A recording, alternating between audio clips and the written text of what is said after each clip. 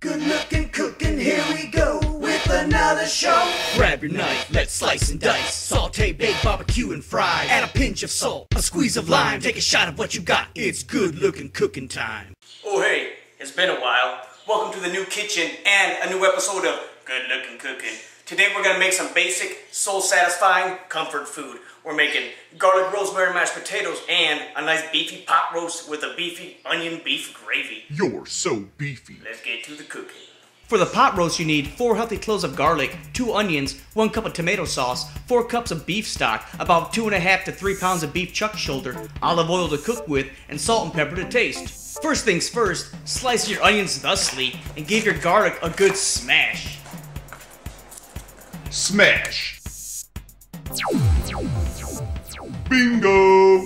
Next, put on your fancy love gloves and use them jazz hands. Liberally oil your meat. That's hot. Rub it in. Super hot. Flip it over. I'm listening. And repeat. That sounds kinky. Generously salt and pepper your beef on both sides. This will flavor the meat and also season the future gravy.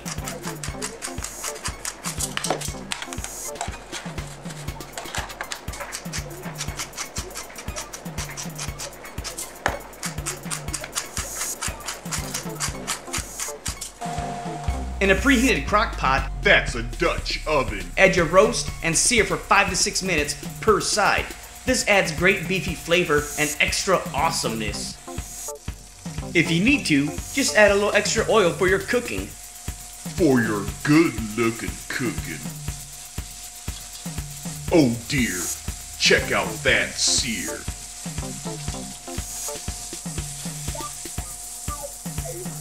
Next, remove the meat and add the onions.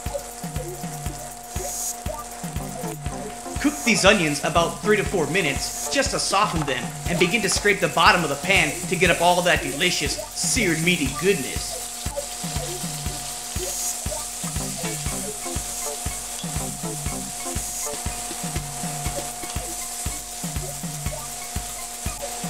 Now, add a cup or so of your beef stock to the onions. This will guarantee more moisture and will help to scrape up every last tasty bit of what's stuck to the pan. Be sure to use a wooden spoon. Spooning ain't just for midnight cuddling. After that's accomplished, add your tomato puree and cook another few minutes.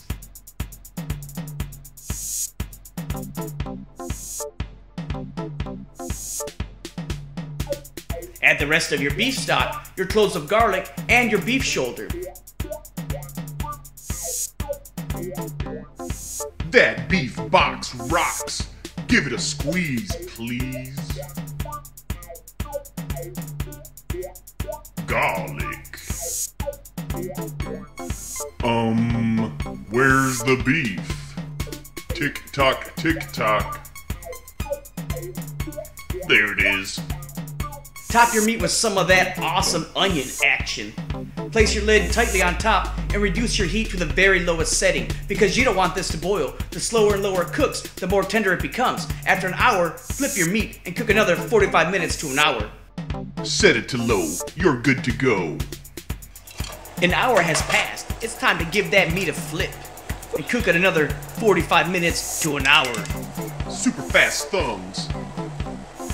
Once your pot roast is perfectly tender, remove it and allow it to rest. Let's get to that beef gravy, baby. In a blender, add the onion, garlic, and beef stock.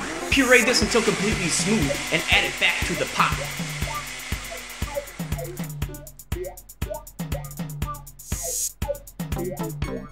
Taste for any necessary seasoning and cook until this has reduced by half or more. The longer it reduces, the thicker it becomes. You can always add flour or cornstarch to thicken it, but I left mine gluten-free.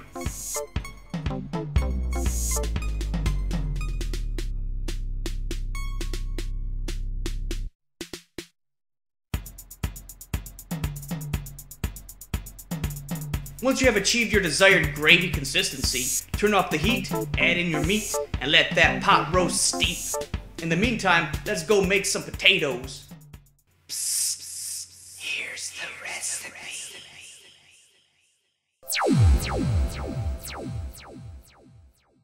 In a pot of cold water, add your cleaned and chopped potatoes with a good helping of salt. Bring these to a boil until the potatoes are fork tender.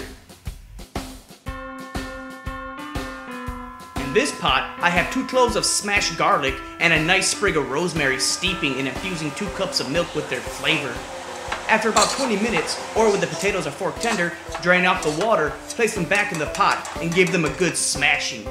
I start by adding my hot milk in batches so they get a chance to absorb all that flavor. If a few leaves of rosemary fall into your potatoes, that's just fine. They are rosemary potatoes after all. But if you want to be picky, you can always use a strainer when you pour. And remember, you might not need all of this flavor-infused milk.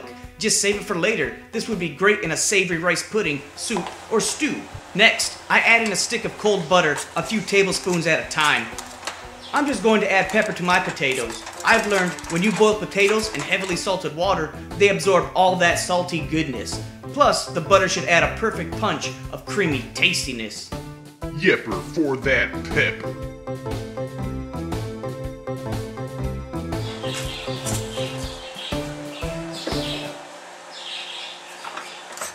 Just give it a final good mix. And we've created rosemary garlic mashed potatoes. And just like that, garlic, rosemary mashed potatoes, pot roast with a beefy onion gravy. Glad you got to see me. Go with the flow with meat and potato.